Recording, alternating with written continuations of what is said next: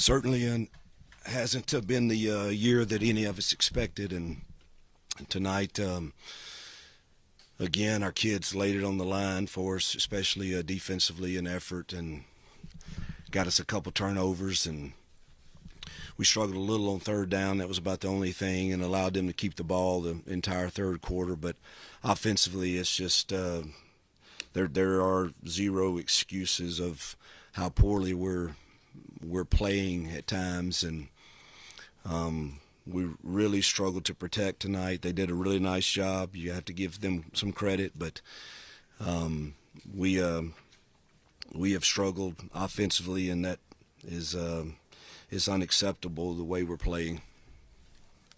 Go Ferg, Mike, Brett, Daryl, start.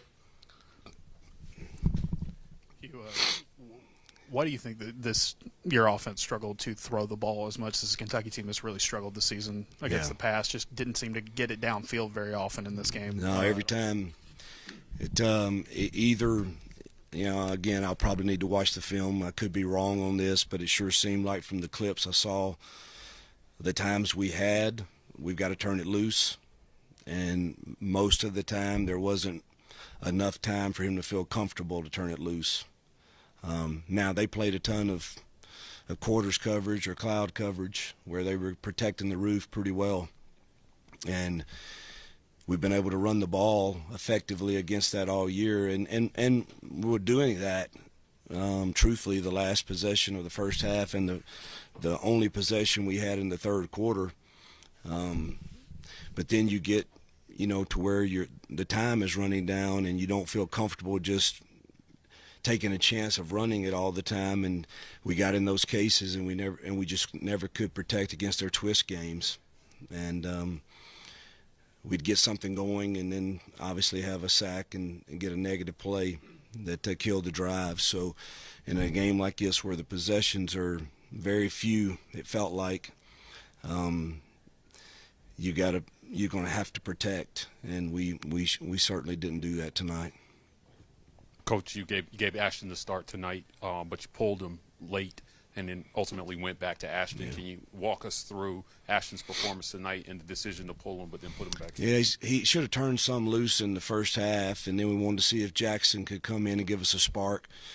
Then the switch back obviously was just because we were struggling so to protect. He's a little more elusive in the pocket. We thought he might have a chance to, extend some runs there on the 2-minute drive with his legs.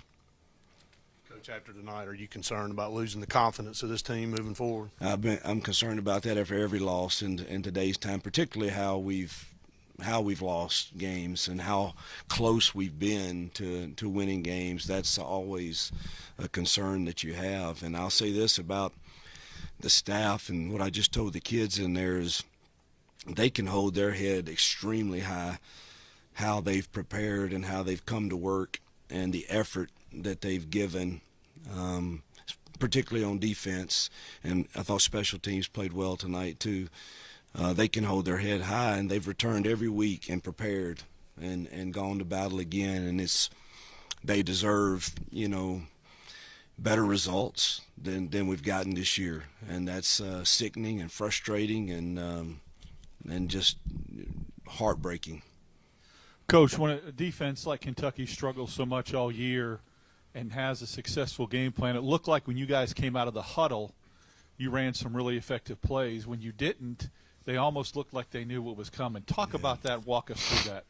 Well, we stayed in the huddle, and then again, you have one drive in the third quarter, and we just said, man, we've got to pick up the tempo to try to get more possessions. And I can't remember exactly how many we had in the fourth quarter. Was it 2 or 3? But it wasn't many. And just decided, hey, the possessions are so limited. We can't huddle anymore. The time is clicking off. With the problems on the offensive line, first, just no look at anybody else there, and then second of all, max protect, doing something to help those guys. We did. We max protect every third down in the second half, and still got sacked. Coach, the Auburn family was very loud and outspoken at the end of the game tonight. What's your message to them after a game like tonight? Yeah, like I've said all year long, my job is to get this team ready to play and win games, and we have failed to do that this year, and it's frustrating. I still believe we're really close, and I know that that team plays hard for this university, and it's sickening that we haven't delivered. No one wants to do that more than I, and our family loves it, our staff loves it. But at the end of the day, you know, I'm frustrated too. I get it, and we all know that when we sign up for this, and we accept what comes with it. But you know, I love what we're doing here, and it's just, but we haven't gotten the results, and that's frustrating. You kind of touched on it, but for the fans here that want to change a leadership with this program, what is your direct response to them in this moment of frustration? Well, I wish I could ask for patience, but that's not really something that's that people want to give in this day and time, and I understand that. I just know that we're so dang close, and if we had a few things go our way earlier in the year, I think we're looking at a whole different deal. But it didn't, and that's life, and that's the game of football, and it teaches us a lot of great things and a lot of tough things, and you know, we'll get up and go to work and get ready for the next one, and I know these kids will. It's hard, it stinks, and you know, I'd love for their patience, but I understand that you're probably not getting patience from them because they want to see a better product on the field, and so do I, so I understand it. This is another game where the defense was lights out. I mean, giving up just 10 points. What do you say to the leaders of that unit to keep those guys engaged with yet another performance like this? Yeah, that's the hardest thing that you just asked. That's the most difficult thing, is never quite experienced this before, and it's very frustrating for one unit to play so well and not get results. And so that is the hardest thing. I tell you, Keldrick Falk is one incredible young man and leader, great football player too, but he and Champ have done a great job of handling a lot of the young kids, because there's a lot of young kids on that side, and they do get frustrated, and it's and as they should, and they've done an incredible job, as have the staff. DJ and that staff have done a fine job of always rallying and being a team win, team lose, but there's no question that it's difficult to look at them and know the effort and outcomes that we have, and their product is much better than the outcome. Coach, what's your assessment of the offensive line now, and then your expectations moving forward?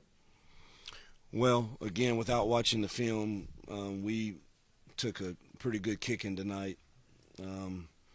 Run game was pretty decent, but pass pro, we had very little chance to sustain. It felt like, and again, I'll know more Monday when I watch the film and see if there were times. There were times the ball could get out of our hands, and we're not turning it loose.